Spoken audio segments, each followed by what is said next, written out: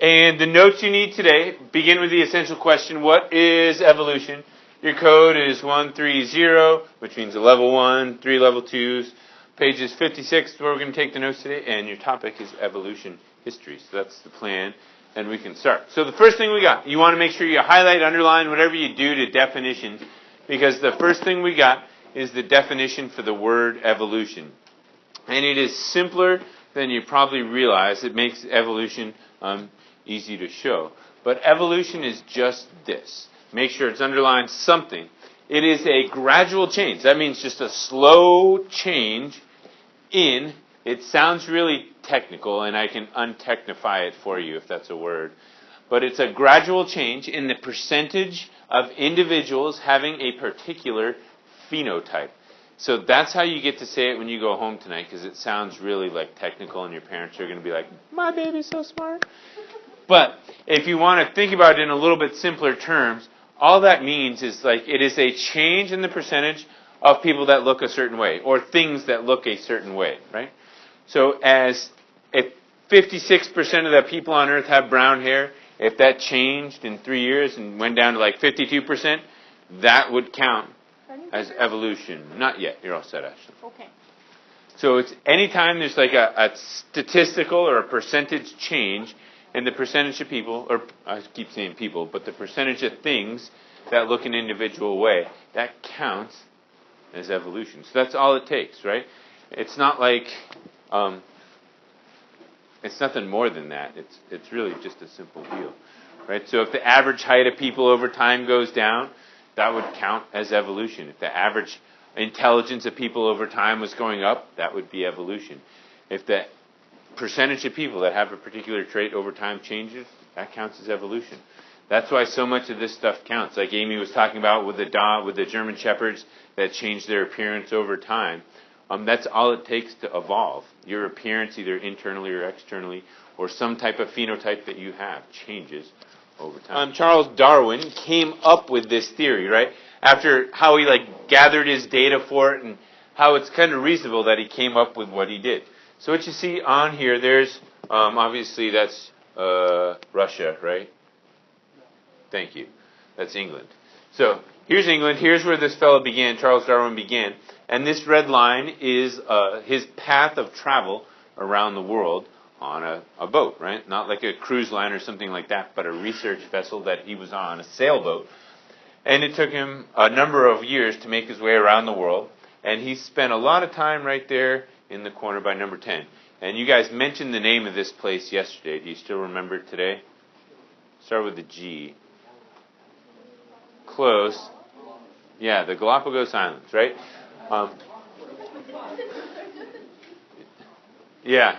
Some people are a little more spelling challenged than others, but that's all right. I'm not going to name names at that table over there, but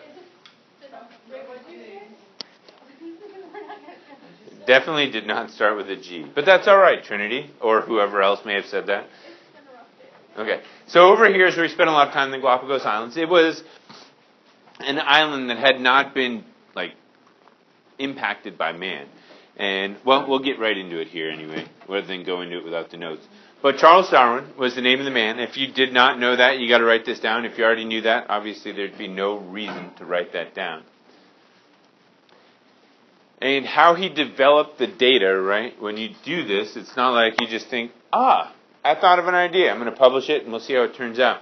He actually collected data. The data he collected was gathered as he sailed around the world collecting species. And when I say collecting species, I'm talking about capturing and killing species and preserving them.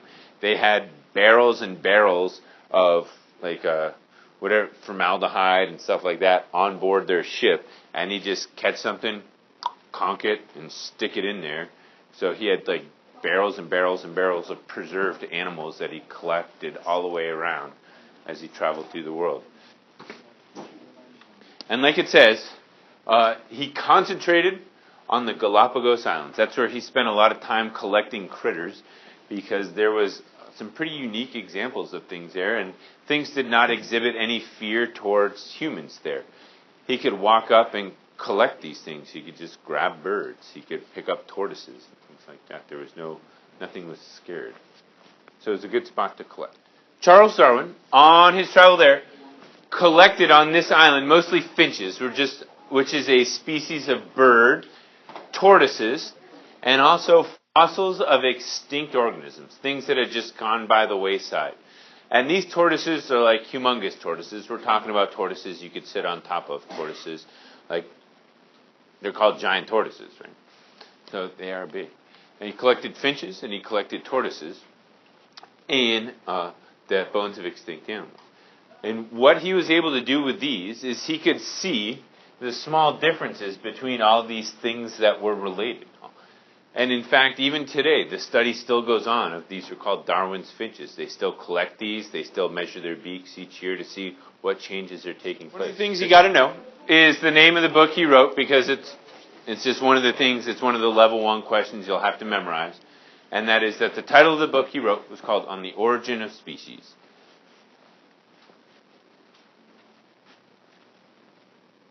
A picture of the book that he wrote, but the first concept of evolution is this. This is one of the key things you'd want to underline, highlight, circle, whatever, because I guarantee you it's on there.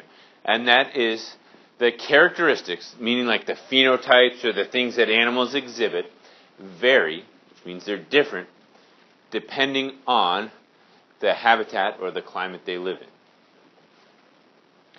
So, for example, an animal here in Oregon would be different than an animal of the same species that's in a different location. And we can see that. We can see that with body size. An example would be mule deer versus black-tailed deer.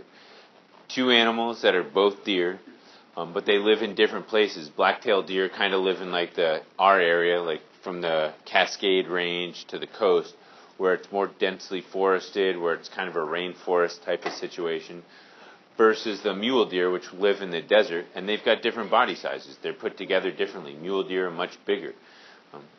They're different because they live in different places.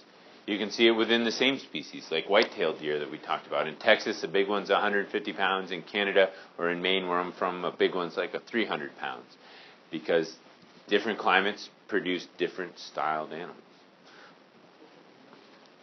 What's that? Moose?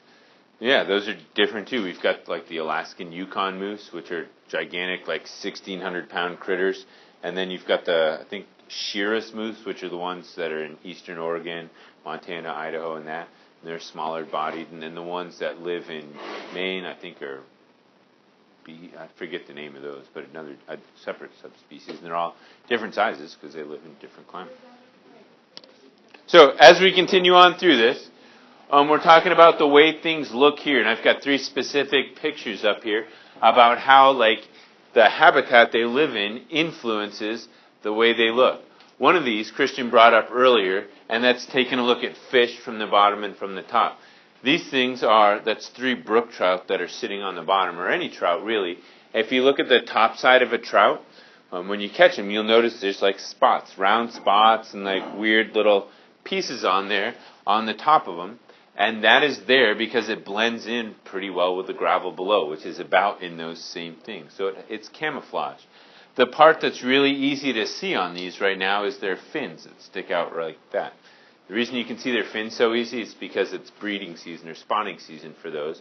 So they brighten their colors up so they can attract a mate. The males do that. So that's what you see there. But otherwise, those things are really well camouflaged.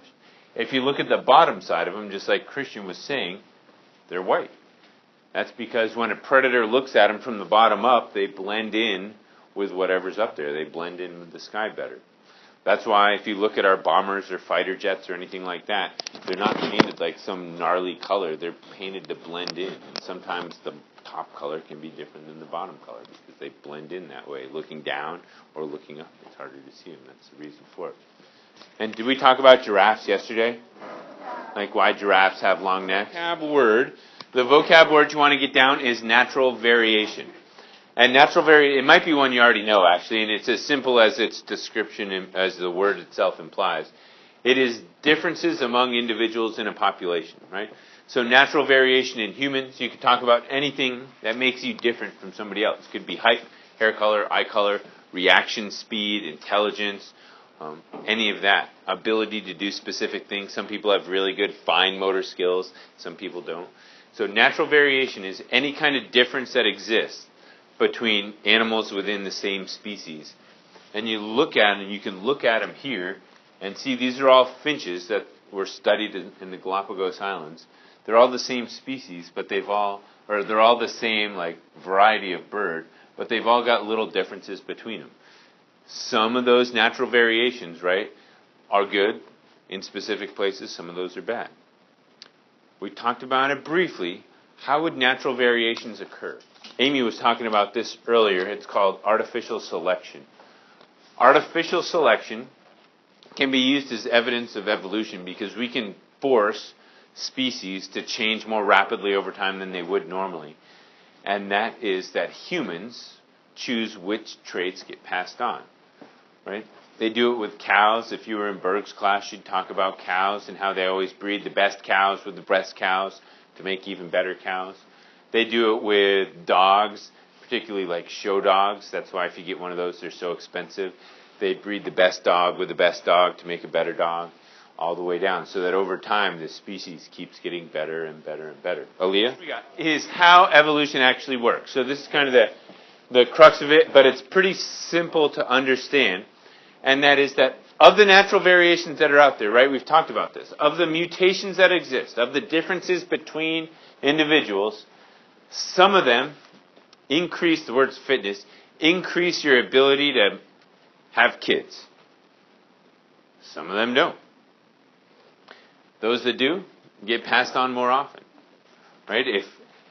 If you were in the wild and you're able to collect more food, you're able to provide for more kids, and as a result, more of your kids get to survive because you have a specific trait, that trait becomes more common. If you are in the wild and you've got a trait that doesn't allow you to hunt as much, or maybe you're not as fast, so you can't collect as much food, and you can't support as many kids, and some of your kids die each year, your trait becomes less and less popular, less and less frequent. And that's how evolution works. The good things stick and spread. The things that aren't beneficial kind of dwindle away and disappear. With the t-shirt design, like I was saying, you just need a back and a front of your t-shirt. What you're going to do is this stuff. On the front of it and the back of it, you need a color picture. The color picture's got to be something to do with evolution, something that shows evolution, like a little cartoon thing that shows evolution. The back's got to have some kind of catchphrase on it that deals with evolution, like an appropriate phrase that deals with evolution. And then underneath that, we want 2 paragraphs that are 4 sentences each that explain how your artwork and phrase exemplify evolution. So the part that I will make homework for tonight doesn't have to be colored, but when you guys, because we can do the coloring when you come in next class, but when you go home tonight, I want you to have the picture and the saying taken care of on the front and the back. So if you've got that done tomorrow when you come in, then we're good to go. Next one. So you need a color picture on the front and the back to kind of represent evolution. Let me show you, I think I've got one here from last year. Like this was, I don't know if you guys know